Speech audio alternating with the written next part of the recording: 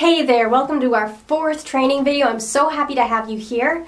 Now, yesterday we talked about how your voice is one of the most valuable tools you can use when marketing yourself, your products, and also why it is absolutely a good idea to really narrow in on the people who will get the most value from what you're offering, especially when you're in the beginning and you really need to get those positive customer experiences to get the word of mouth ball rolling. Now today I'm going to talk about deciding where to advertise. How do you actually find those target customers? And of course I am going to be talking about digital advertising at the end of the video, but I'm going to start out by talking about traditional advertising because it can kind of get ignored and swept under the rug right now.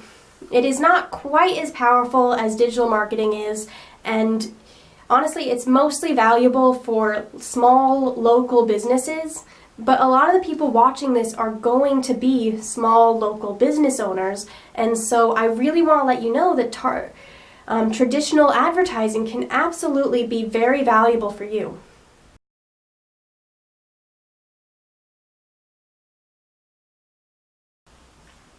A few years back, I ran a home organizing business, and this is a perfect example of a business where traditional marketing can really help you out, and digital marketing may not be as useful.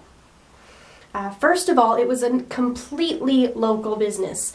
I had a very finite range. I was only willing to drive about half an hour to see a client, so that was pretty limiting.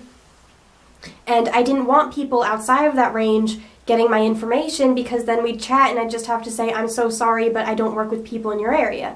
You know, it wastes their time, it wastes my time. Also, a lot of people who were my customers, they wouldn't necessarily even be online. Some of them didn't even have a computer. My two main client bases were parents and retirees.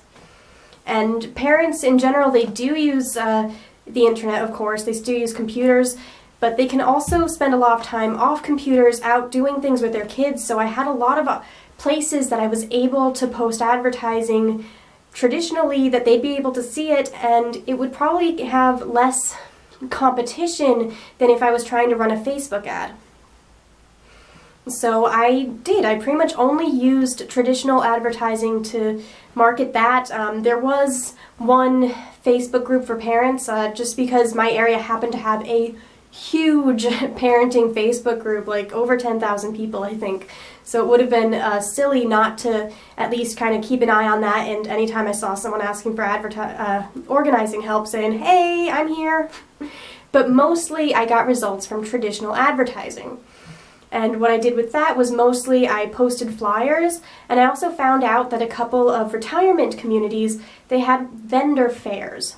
And a vendor fair is something where people who have services, products that really help retirees can go and share their information, and of course the people can actually meet you and talk to you and develop a relationship with you, get the feel for you, and people are so much more willing to actually reach out to you after you've done something like that. And that's actually something crafters that I really want to talk to you about. When you're doing craft fairs and things like that, I want you to think of it partly as a form of advertising and also as market research. I know that a lot of people, they think of that mostly as a way to, their main way of making money, and that's fine. Especially if you're getting really good results.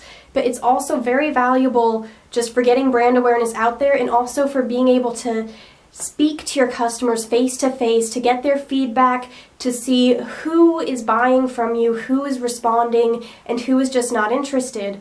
Because then when you look into advertising elsewhere, you already have a really good idea of who your audience is, who is most likely to be a customer.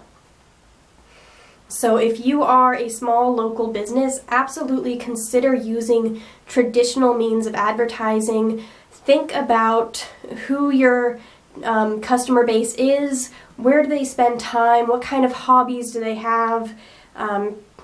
There are so many different places that you can advertise in person. A lot of businesses have community boards up.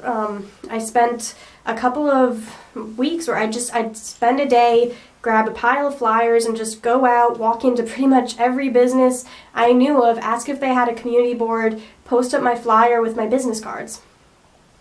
And I got results that way. Because, of course, it was a local, very small business that really valued from that. Now, of course, if your business is online and you want to have a much larger client base, you're not going to want to use traditional advertising across multiple states and multiple countries.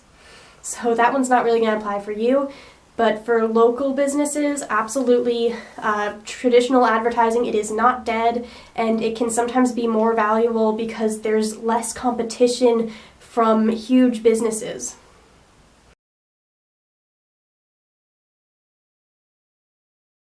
All right, digital marketing. Now, if you know anything about digital marketing, which admit you may not, you will probably know that Facebook and Google are the two, really they're the titans of digital marketing. They're the two hands down largest digital marketing ad space providers. And so you may think that Facebook and Google are the place to be. And absolutely it is worth learning how to do them. But they are not the only people out there. And this is where knowing your audience is really valuable. For example, if you are an artist or you're offering a service that's good for artists, Project Wonderful is a much smaller, much lower cost place to post ads, and they post ads specifically on artists' websites. So you're going to be targeting people a lot better and for a lot lower cost.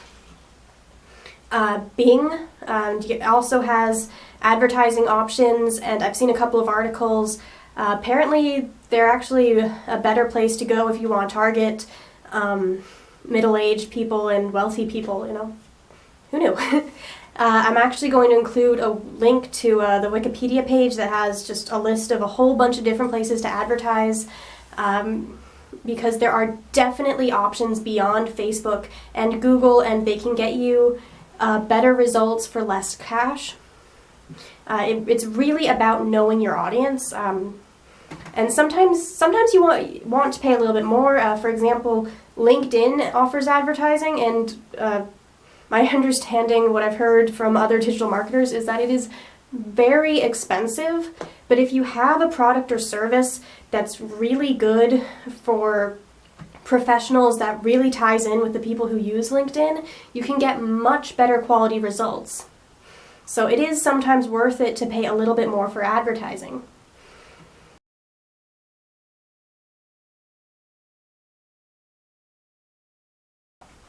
Also, another suggestion, this is kind of a think outside the box, but if you know that there's a product or a service that kind of ties into what you're offering, so for example, if you are offering a dog walking business and you know that there's a local business, a local pet care business, you might want to reach out to them and basically ask if you can advertise on their website, or if there's any way that you can post a flyer specifically there, because that's where dog owners go. So if you can get an ad there, then you're most likely going to be reaching dog owners in your area, which of course is your target customer base. So honestly, don't be afraid to think outside the box when it comes to marketing. As long as you are respectful, it absolutely never hurts to ask. You won't always get a yes, but it's worth a try. Some people, they have a lot of success by even partnering with established businesses. For example, I know someone, she has experience as a masseuse, and so she's going to gyms right now and seeing if, gyms and spas, and seeing if any of them are interested in having an on-site masseuse. So she'll have people with an established client base that can benefit from her services, and it makes it a lot easier on her to find those clients and start making money.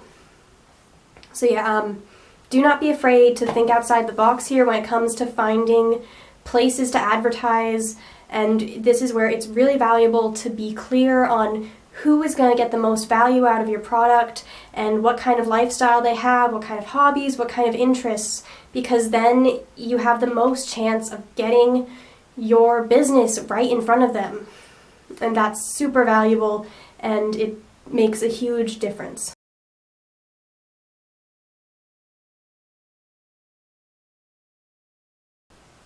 Okay, Facebook and Google. Now, you may be thinking that they really aren't all that big a deal. I mean, I've listed so many other places you can advertise. Surely that's all enough, and these two guys are just overhyped. If you are thinking that, you are completely mistaken. They are not always the right place to advertise, but they have absolutely earned their top dog status. They are both incredibly powerful places to advertise pretty much any business, and they have well earned their monopoly. Now, I'm not going to go too deep into this today because tomorrow I'm actually going to walk you through setting up a Facebook and a Google ad, okay? I'm actually going to have the screen tracker thing, and I'm going to set one up, and I'm going to talk you through the different options, what you're looking at, what to think about when you're setting up an ad, so that way if you've never done it before, you can go and do it yourself, and you won't just be sitting there overwhelmed going, oh my gosh, what is all of this, what do I do? But I do want to talk a little bit about the value these two offer, just because I already spent time on everything else, and it would be completely unfair to let you leave thinking that they're just not a big deal, because they absolutely are. So Facebook is really amazing because, and both of them are just great because they have so much demographic information that you can really target in a completely amazing way. Last week I showed a woman how to use Facebook for marketing. I volunteered to do it because she runs a charity, a youth center, and I really wanted to help her find more volunteers, get more people in, spread the love.